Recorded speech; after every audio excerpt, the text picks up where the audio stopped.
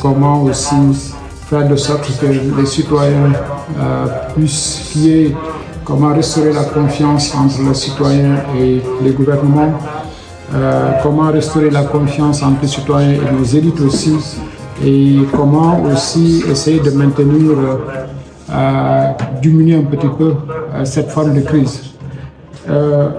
Les questions, c'est, comme on dit sur la note, on tentera de répondre à deux grandes questions. Comment la fragilité croissante de la région sahélienne affecte-t-elle les relations entre l'Union européenne et l'Afrique de l'Ouest?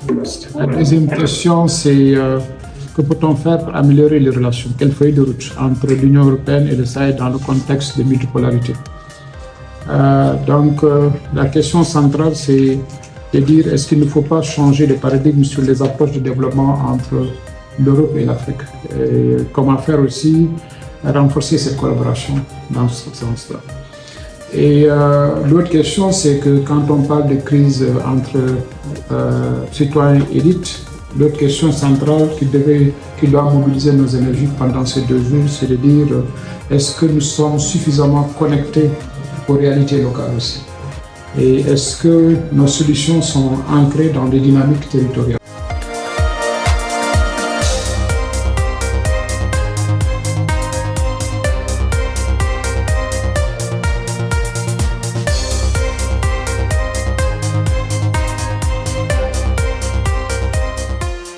TTG, c'est un réseau de 6 think tanks européens qui travaillent sur les sujets de la coopération pour le développement et les relations entre l'Europe et l'Afrique. Oui, on a organisé cet atelier avec les collègues de l'Institut de Gorée et l'objectif de l'atelier, c'était de discuter sur les liens entre la sécurité et le développement en partageant un rapport de background qu'un team des experts et d'analystes européens et africains ont écrit ensemble pour produire des policy recommendations pour l'Union européenne et aussi l'Union africaine. Et donc nous sommes ici à l'île de Gorée, à Dakar, pour discuter avec des experts, des analystes, des activistes, des decision makers de la région et européenne sur comment renforcer les relations entre l'Europe et l'Afrique dans les sujets de la sécurité et du développement.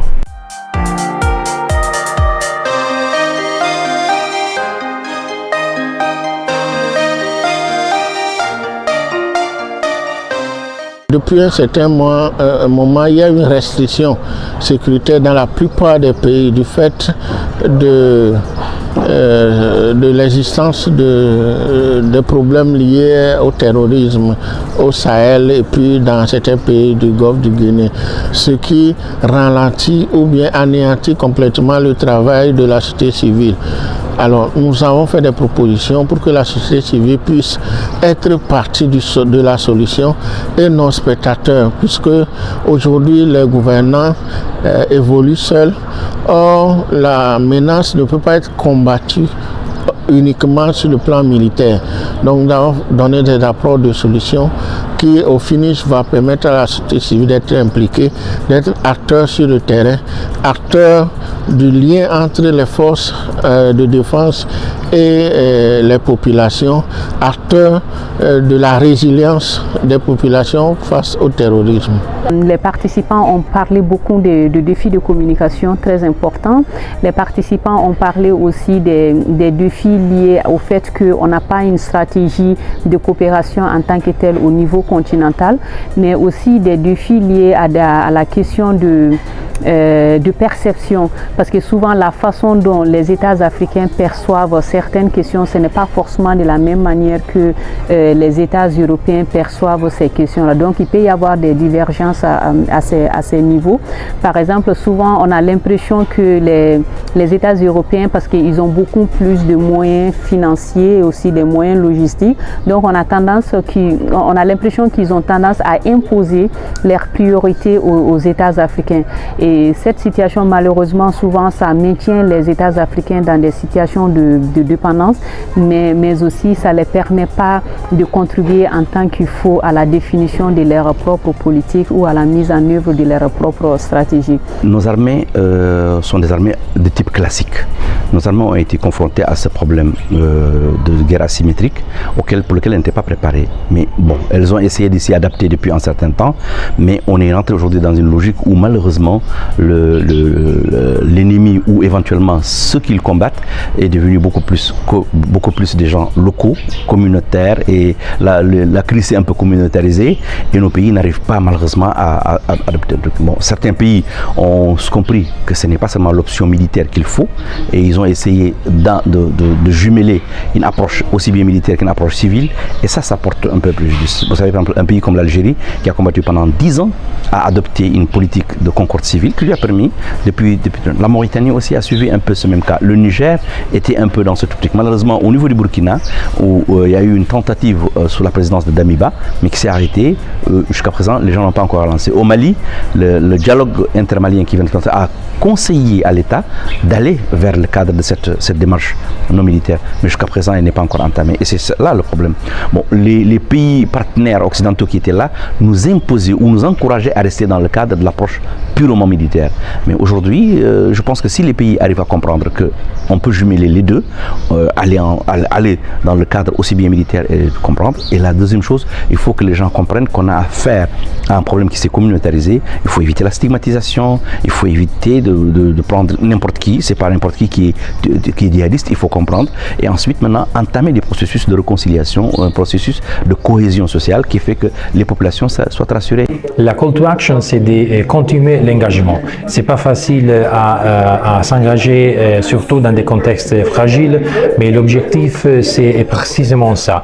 Produire des rapports et organiser des ateliers pour continuer ce niveau d'engagement avec les analystes, avec les institutions, pour continuer les dialogues d'une façon égalitaire, parce que l'Union européenne et l'Union africaine ont beaucoup de chances de travailler ensemble d'une façon plus efficace, mais il faut produire une relation de partenaires réels et d'égalité. Pour un partenariat bénéfique pour les deux parties, il faut vraiment qu'on travaille des deux côtés à instaurer un dialogue. Et ce dialogue, il doit être franc, il doit être ouvert, mais il doit être constant. C'est-à-dire discuter régulièrement sur les enjeux auxquels la population africaine est confrontée, les enjeux auxquels les États africains sont confrontés. Et aussi, si on arrive à bien faire les diagnostics, on pourra proposer ensemble des solutions durables pour nos pays. Et ce travail doit se faire dans le respect de la souveraineté de nos pays, bien sûr, mais ça doit se faire aussi dans le respect des droits de l'homme. Je pense qu'il faut beaucoup plus continuer dans ce sens, à créer des rapports entre les think tanks européens et les think tanks africains, parce que les think tanks européens ont la chance d'être assez écoutés, moins que les think tanks africains. Donc l'important, c'est que si on continue à échanger avec eux, on les utiliser eux comme levier ou comme escalator pour faire passer les messages, afin que l'Europe, parce que c'est quand même un continent qui est voisin à notre continent et personne dans ce monde ne peut vivre seul, donc le rapport entre nous il est bon et on peut reconstruire sur cette base en faisant passer les bons messages que l'Europe voit, et là ils ont des moyens, ils ont la capacité de nous aider, mais qu'ils nous aident sur la base d'un certain... Il faut reconstruire ce rapport. L'objectif de cet atelier est de faire partie d'un projet plus large qui a l'objectif de produire des recommandations pour l'Union européenne et les pays africains pour renforcer la coopération dans plusieurs domaines. Donc l'année prochaine, on va continuer avec l'organisation d'ateliers en Afrique et on serait au Maroc et aussi en Turquie. Et donc on va continuer les conversations et on espère qu'avec les produits de recherche que les teams africains et européens sont en train de produire, on va avoir des recommandations concrètes et efficaces pour les institutions africaines et européennes.